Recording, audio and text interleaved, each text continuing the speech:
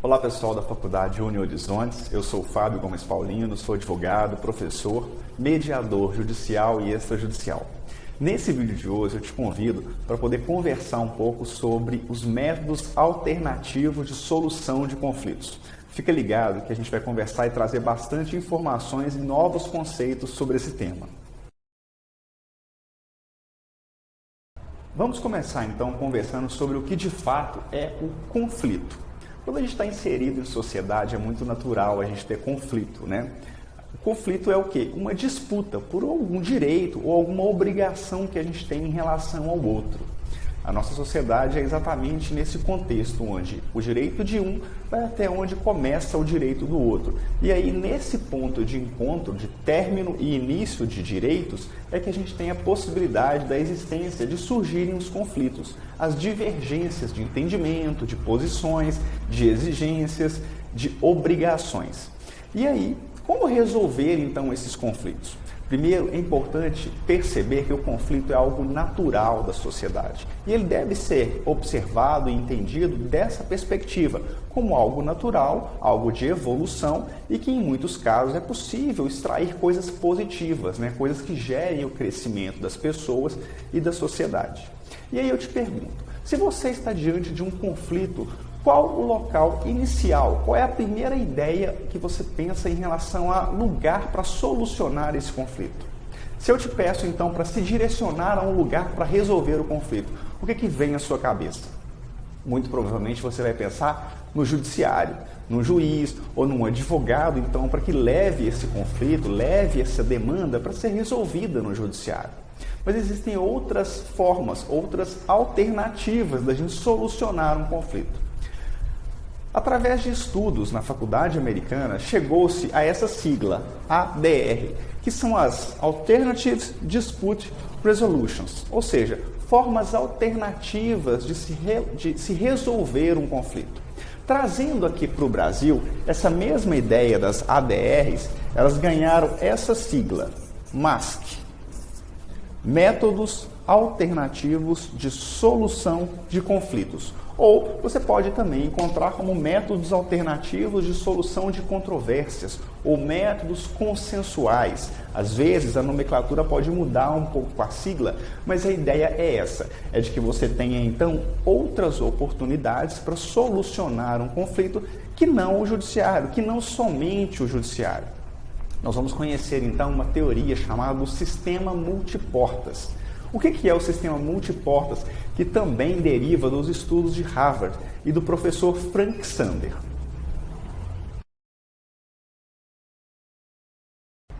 A ideia do sistema multiportas é essa mesma, é que se tenha multiportas para a solução de um conflito. Ou seja, essa ideia de portas é exatamente para que cada conflito tenha a sua porta de resolução.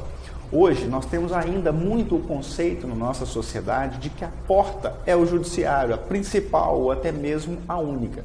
Mas essa ideia de métodos alternativos de solução de conflito, ou as ADRs, no americano, é de que cada porta guarda uma metodologia, um sistema, um método adequado para cada conflito. Cada conflito guarda em si pessoas, sentimentos, quesitos e interesses diferentes. E por que então que todos esses conflitos deveriam passar unicamente pela porta do judiciário? Esse estudo do professor Frank Sander, de Harvard, através da ideia do sistema multiportas, vem responder a isso. Como cada conflito tem a sua característica, para cada conflito deveria então haver uma porta adequada para que essas partes possam passar e tentar resolver os seus conflitos, as suas demandas, tratar ali os seus interesses. Vamos conhecer então um pouco dessas portas que o sistema multiportas, que os métodos alternativos de solução de conflitos apresentam para nós, além da porta do judiciário, que já é uma porta que a gente já conhece e que todo mundo já tem informação que é extremamente demorada, é conflituosa também pelas questões processuais e procedimentais. Vamos conhecer então um pouco do que seria a mediação, a conciliação, a arbitragem. Vamos continuar então para a gente conhecer esses 3 métodos de solução de conflitos, essas 3 portas, né? A conciliação, a mediação e a arbitragem. Antes, é importante a gente entender que o sistema, o procedimento desses métodos alternativos ou métodos consensuais, eles passam por características comuns. A primeira delas é a vontade das partes. Aquelas partes, elas têm que ter a vontade de solucionar esse conflito nesse tipo de porta, nesse tipo de sistema. A própria Constituição e a lei, no geral, garante que qualquer conflito pode ser levado ao Judiciário. E o Judiciário não vai fechar a porta, né, para essa análise. Existe a garantia da inafastabilidade do Judiciário, ou seja, a qualquer momento que você bater na porta do Judiciário, o seu conflito vai ser apreciado. Mas as partes podem manifestar a vontade de alternativamente escolher uma outra porta, como a mediação, a conciliação e a arbitragem. E como se dá, então? Quem são essas pessoas? Se no judiciário tem um juiz que vai analisar o caso, aplicar a lei, interpretar a lei para resolver aquela demanda, como é que fica, então, na conciliação, na mediação e na arbitragem? Nessas oportunidades, eu tenho as figuras do conciliador, do mediador e do árbitro, que são pessoas isentas ali de interesse naquele caso, naquela demanda. Essas pessoas vão atuar facilitando os integrantes daquele conflito a resolverem, a entrarem em consenso. Por isso que muitas vezes a gente identifica a caracterização desses métodos como métodos consensuais de solução de conflito. Porque a ideia é que a resposta para aquela demanda seja dada pelas próprias partes. Diferentemente do judiciário, onde o juiz é que dá a resposta. A sentença é a expressão do entendimento do juiz. Já na mediação, na conciliação e na arbitragem, né, o resultado ele não vem daquele terceiro que está conduzindo aquela reunião, aquela sessão. A resposta, a decisão, o consenso vem das partes. E aí essas figuras, né, do mediador, do conciliador e do árbitro, ele está ali exatamente para interpretar aquela situação e ajudar aquelas pessoas a dialogarem e a construírem soluções vindas delas mesmas. Vamos então conhecer um pouco da conciliação. O que seria a conciliação? Como método de solução de conflitos, né, ela vai estimular as partes a conversarem e a chegarem ao consenso da resolução daquela demanda. A conciliação, na figura do conciliador, é exatamente de estimular as partes, né, os integrantes, a analisarem a situação por si só e entenderem o que seria adequado para as partes. A conciliação tem características um pouco específicas. Ela é muito utilizada quando a demanda, né, quando o caso em si é bem pontual e aquela relação entre as partes é bem característica daquele momento. Um exemplo que eu gosto de trabalhar para explicar onde a conciliação seria muito bem utilizada é num caso de acidente, um pequeno acidente de trânsito. Alguém bate no seu carro, você não conhecia aquela pessoa e aconteceu um pequeno acidente. A conciliação vai fazer com que vocês, então, possam ali negociar sobre quem teve culpa, quem deve pagar, qual seguro vai ser utilizado, em quantas vezes vai ser dividido. Então, são negociações muito pontuais, muito direcionadas. E o foco da conciliação é a produção do acordo. A conciliação vai ajudar essas partes a chegarem na resposta final, que é o acordo. Por isso, esses exemplos, né, de quantas vezes vai ser pago, qual seguro vai ser utilizado, quem teve, quem não teve culpa, quem eventualmente pode ter facilitado ou causado ali o acidente. Então, a conciliação ela é muito direcionada. A figura do conciliador está ali para orientar e ajudar aquelas pessoas a chegarem ao consenso mais rápido e mais adequado do ponto de vista delas para o acordo. Diferente um pouco do que a gente vai conhecer em relação à mediação e à arbitragem. E o que seria, então, a mediação? A mediação, seguindo essa mesma linha de método consensual de solução de conflitos, é também um sistema onde a figura do mediador vai conduzir a conversa entre os mediandos para chegar a uma solução.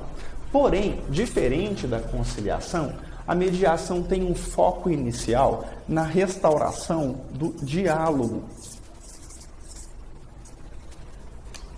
Muitas das relações que são mediadas são relações que já são pré-existentes e que continuarão a existir independente daquele diálogo. É por isso que a mediação é muito exemplificada como uma solução de conflitos familiares. Eu tenho ali pessoas que já têm um passado, que já têm uma relação constituída, estão com um conflito pontual e futuramente continuarão a ter uma espécie de relação. Pensemos, por exemplo, numa família que tem que resolver um inventário.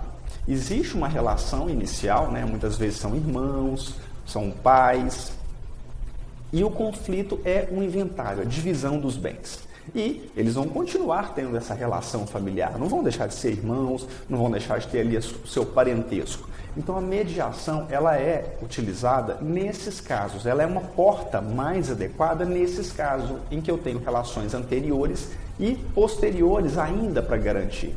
Por isso que o principal ponto, o principal objetivo da mediação é trabalhar o diálogo das partes. Porque através da fala e da escuta, a gente vai ter então possibilidade de que essas partes exponham seus quesitos, seus interesses, seus desejos, e ali há uma chance de ao final se chegar a um acordo.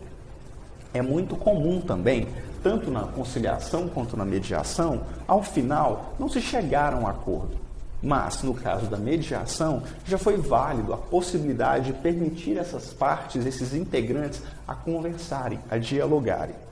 Obviamente, a mediação ela vai buscar a solução do conflito, mas, em primeiro momento, o ponto principal é restabelecer o diálogo, que muitas vezes, pelo conflito, foi interrompido. É difícil a gente conseguir dialogar com quem a gente está conflitando, com quem a gente está, entre aspas, brigando ou tendo uma divergência. Por isso que a mediação estimula a reaproximação, a reconstrução do diálogo. E isso é muito interessante quando trabalhado em família. Mas a mediação ela não é restrita, não é adstrita só a conflitos familiares.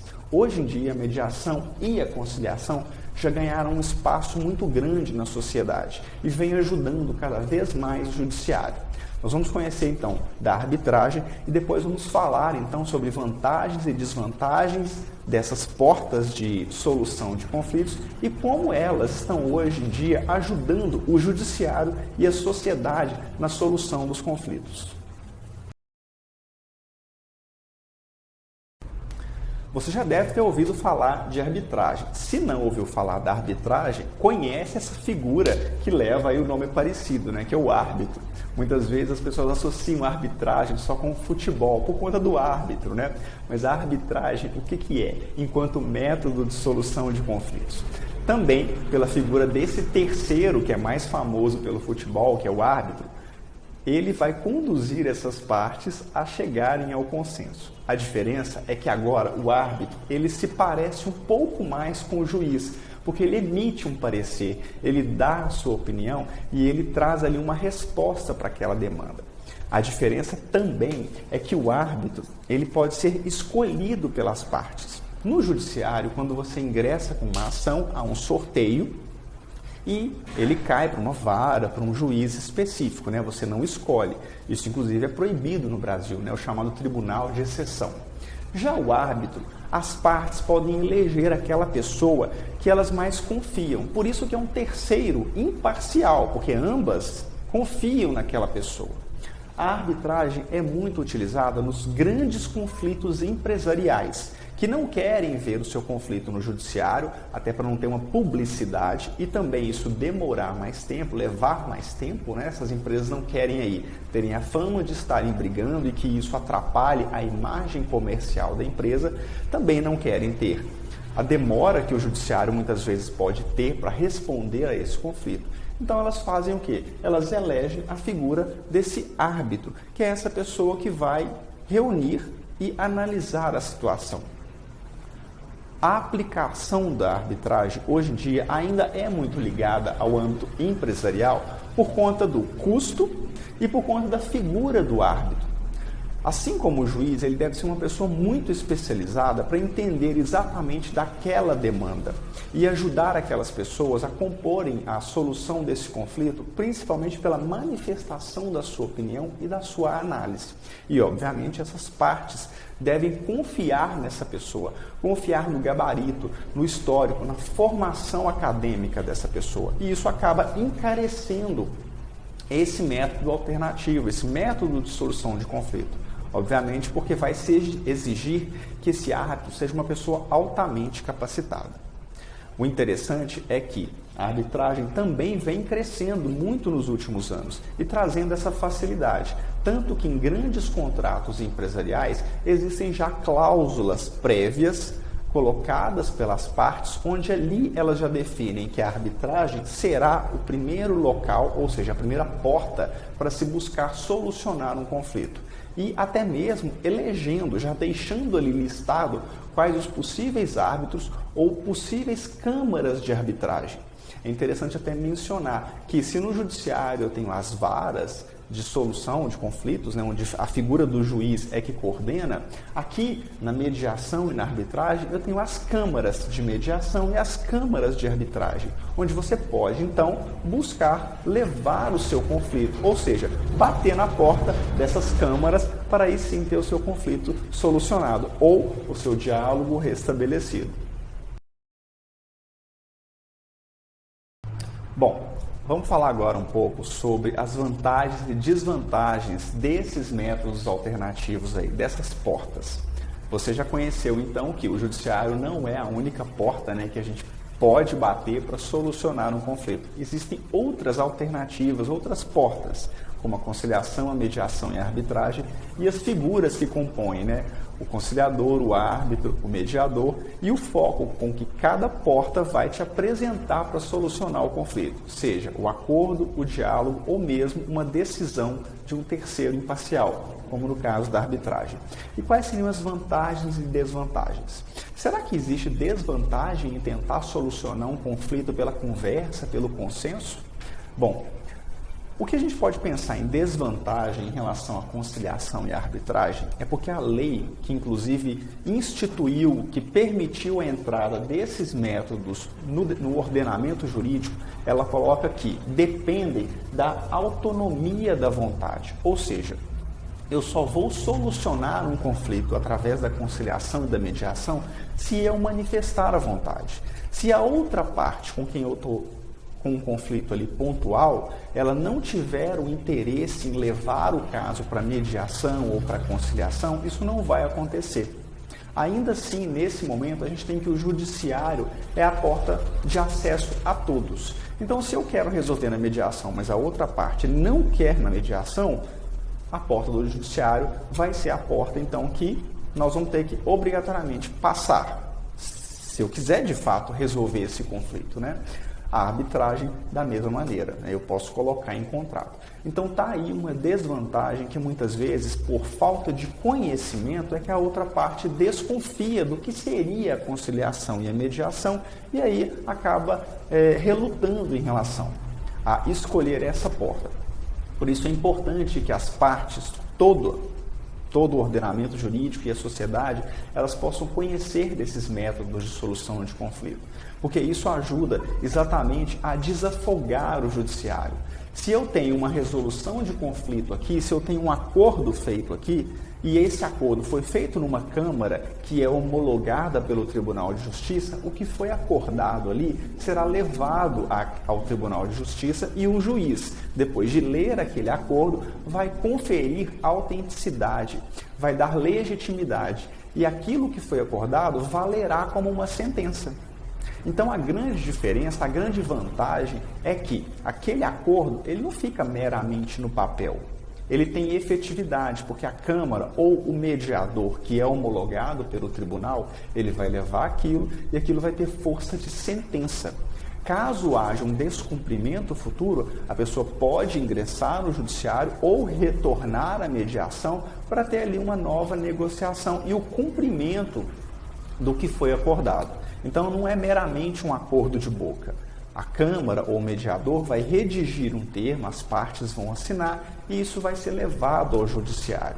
Então, esse acordo que foi feito fora do judiciário, ele é homologado e ele tem valor para o judiciário.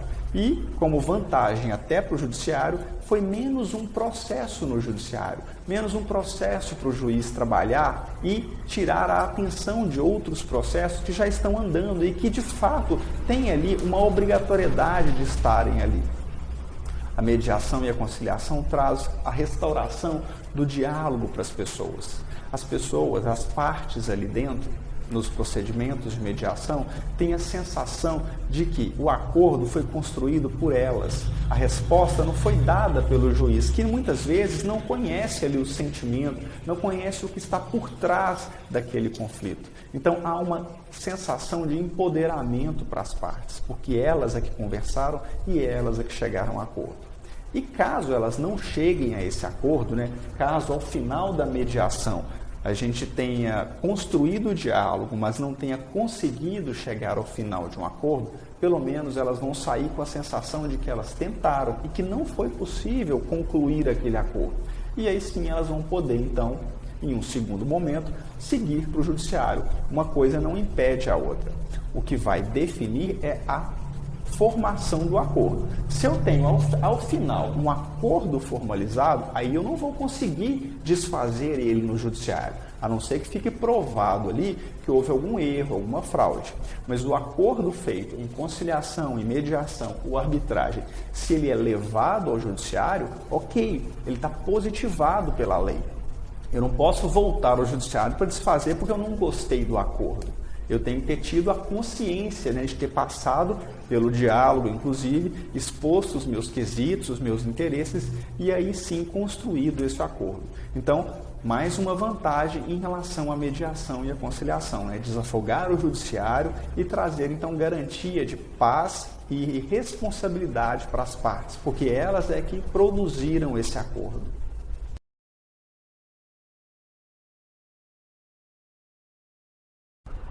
Como eu tinha mencionado, tanto a conciliação, a mediação e a arbitragem já ganharam muito espaço na sociedade, na lei. Diversas leis, cada dia mais, vêm aderindo, vêm permitindo a entrada desses métodos de solução de conflito na sua lei específica. Então, recentemente, nós tivemos uma alteração na Lei de Falências e Recuperação Judicial. A Lei de Falências e Recuperação Judicial vai tratar exatamente dos procedimentos, dos processos, então, de reconhecimento de falência e a situação de que uma empresa está em recuperação judicial. Numa dessas alterações que nós tivemos esse ano foi a inclusão da conciliação e da mediação no processo de recuperação judicial. Ou seja, a empresa ela pode pedir um momento naquele processo de recuperação judicial para que ela possa conciliar e mediar com os seus credores. Então veja que tanto a mediação quanto a conciliação não são só para conflitos mais simples, como a batida de carro no trânsito ou a divisão de bens em família. Elas podem ser utilizadas para conflitos maiores ou até mesmo para conflitos empresariais, porque pode ser uma pequena empresa, não necessariamente uma grande empresa. Então a importância desses métodos hoje em dia vão desde pequenos conflitos e conflitos familiares até conflitos empresariais. O Código de Processo Civil, que é o que rege os procedimentos da Justiça, já colocou também como um ponto importante e obrigatório a conciliação e a mediação.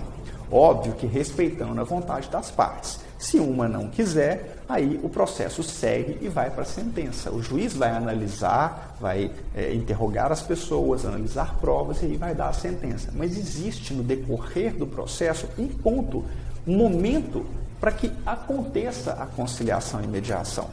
Porque são métodos que podem ser utilizados pré-processualmente, ou seja, antes de um processo ou durante um processo.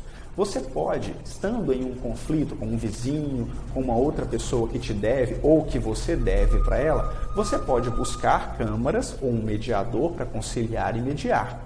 Mas se caso o processo já está acontecendo e você hoje, vendo esse vídeo, achou interessante, você pode procurar seu advogado e pedir para ele que peça ao juiz um momento no processo para que você possa conciliar e mediar.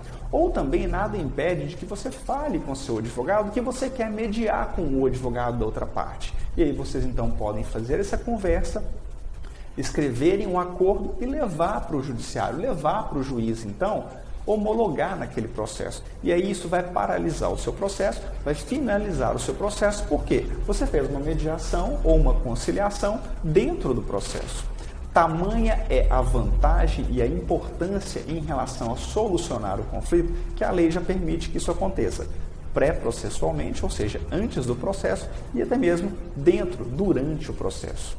O judiciário também já se organizou para dar oportunidade à sociedade de bater nessas portas aqui. Existe os chamados CEJUSCs, Centro Judiciário de Solução de Conflitos. A comunidade também pode levar o seu conflito e resolver lá pré-processualmente. Isso é muito importante, tanto para a sociedade quanto para os advogados saberem que mesmo na condução de um processo, a qualquer momento eles podem bater nessas portas que certamente ela será aberta. E se ela for a mais adequada para solucionar o conflito, certamente ela vai produzir um resultado muito interessante, sobretudo na satisfação do cliente, do profissional e da sociedade.